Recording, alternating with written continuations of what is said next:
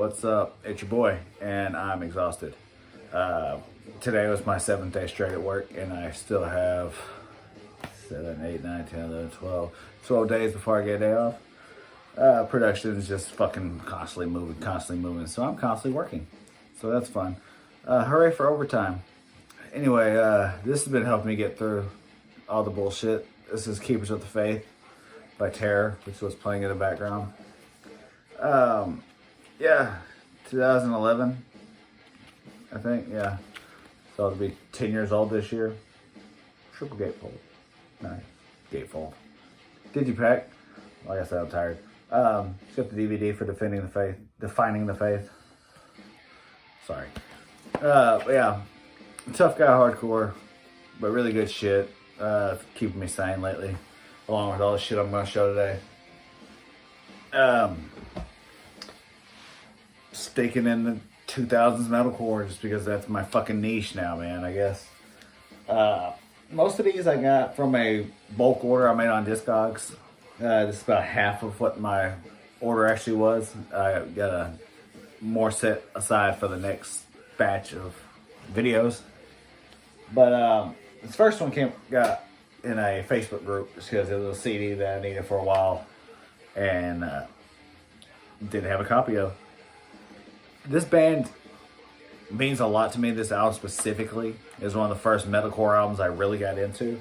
This is from the heavy hitters Nora. This is Dreamers and Dead Men. This album fucking bangs. If you don't know Nora, the vocalist Carl Severson started Ferret Records, which was a big thing for me when I was starting to get into metalcore and post-hardcore and even hardcore. Ferret was a big label. I have a ton of Ferret albums on my shelf. I love a lot of shit they put out. And when Ferret sold, he started Good Fight Entertainment, which are also putting out fantastic releases. I think they put out the new Cryptoderia and Yashira last year. Both of those are fantastic. But we're talking about Nora. This is the second of 3 albums that Nora put out. It's really fantastic.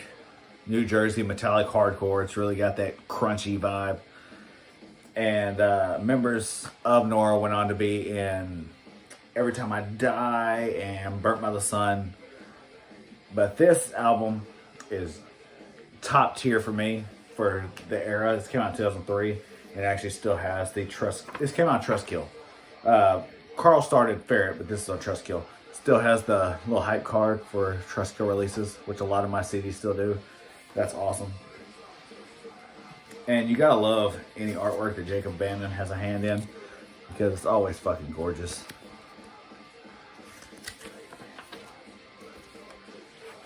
Yeah, man, this album just really fucking hits home. Very Jane Doe-ish artwork there. Shot of the band. And I love everything about this album. Favorite track, probably Scars Are Supposed to Last Forever. Just, I think it's track 2. Yeah, track 2. Track 2 is almost always the go-to on albums.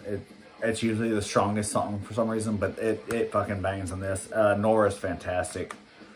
If for some reason you don't know Nora and you don't know Dreamers and Dead Men, fucking check it out because this album is so fucking good. One of the best.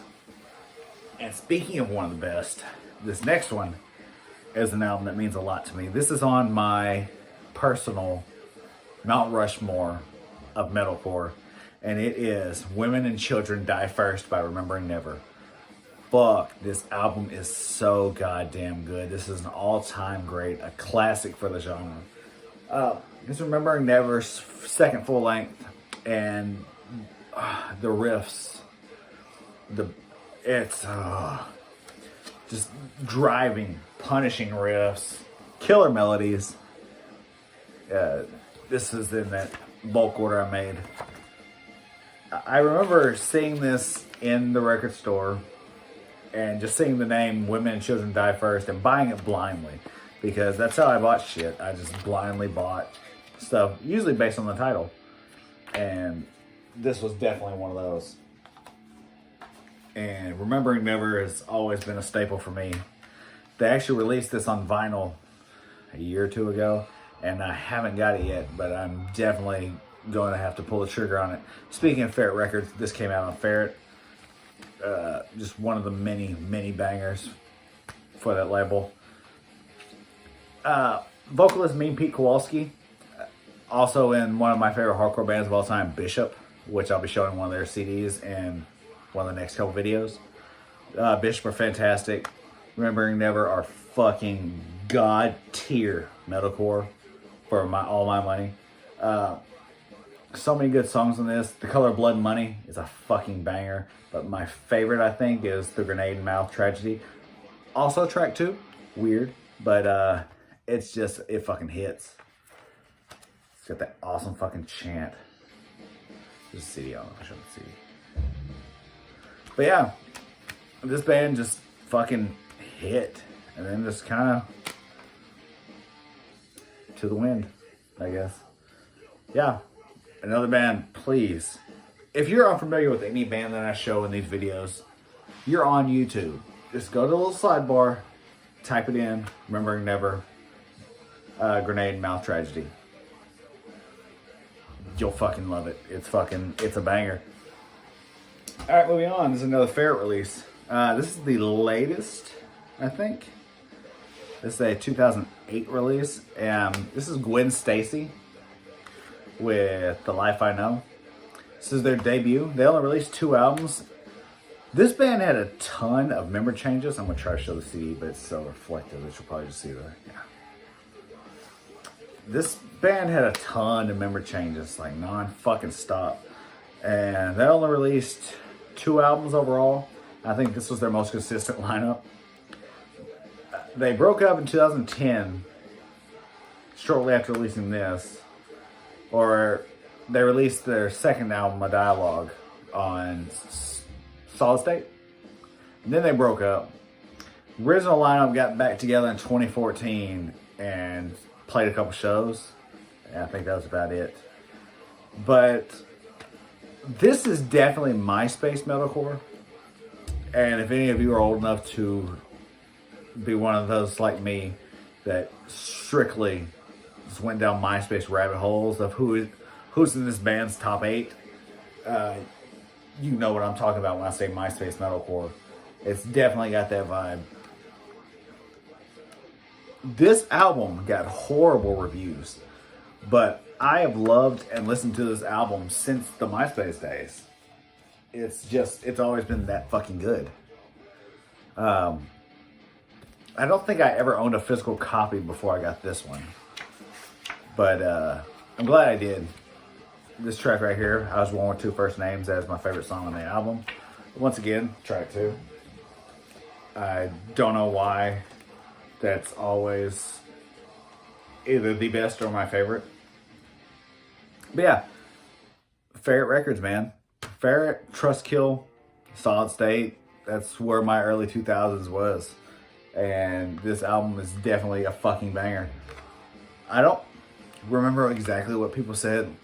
Somebody compared them to a Avenged Sevenfold, which I don't hear at all. Not even early Avenged Sevenfold when they were still kind of a metalcore band. But people just did not like this album, didn't like this band, but I think it's fucking great. And it definitely sounds like something from the era that it came out in. And I love it. Gwen Stacy, The Life I Know. Fantastic release. Alright, let's move out of hardcore, metallic hardcore, metalcore, and some sick mathcore. This is Into the Moat with The Design. This album is another one of those that for a long time was kind of lost to the Metal Blade archives. Like, there's mathcore groups that still talk about them, and they get tossed around just by name, but you never really heard anything about them.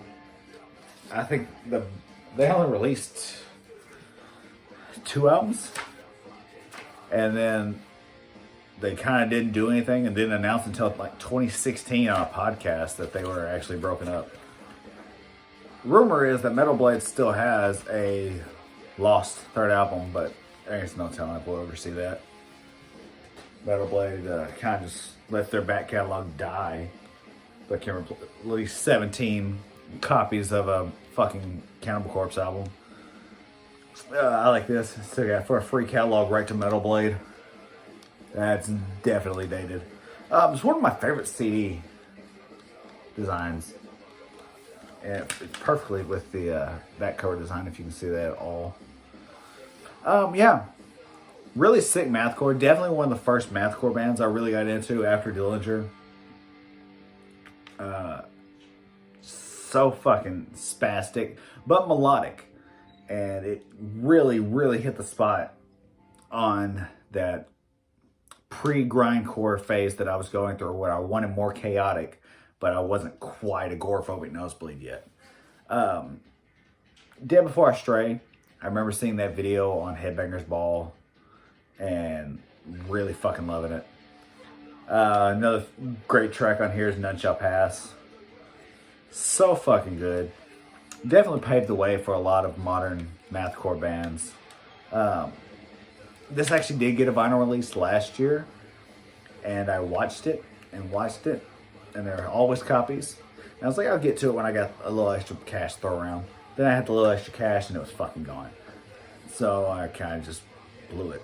But, yeah, Into the Moat, man, the design. Early 2000s mathcore, just fucking done right. Just great shit. I bought this CD when I bought that Winter Solstice CD I talked about a couple weeks ago. I bought them the same fucking day. I remember buying them both. And, yeah. Thanks, Hastings. And I got one more. This band meant a lot to me, man. This is Throwdown with Haymaker. This is their third album, I think. Yeah, third album. Came out in 2003. This album actually came out the same year I saw them at Ozfest. And that was the show that really switched me into metalcore and metallic hardcore and shit of that ilk. Because at that show, I remember seeing Unearth at like 8 in the morning, 9 in the morning. I saw Throwdown, Bleeding Through, Darkest Hour, Every Time I Die. It was as Bleeding Through. Did I say Bleeding Through? I don't know. It was a fantastic show if you're a fan of metalcore in the early 2000s, because fucking Ozfest was lit. But Throwdown, still to this day, have the best pit I've ever been in my life. This is also teetering on tough guy hardcore, but with that vegan straight edge vibe. Dave Peters, the vocalist, was also the original guitarist for 18 Visions. He was on their first EP. But this shit is just, this is the fucking shit. The song Forever was the one that everybody fucking moshed to. This band was actually straight edge for a while when I was younger. Straight fucking edge. Yeah, this album is fucking great. 2003 metallic hardcore, just fucking done right.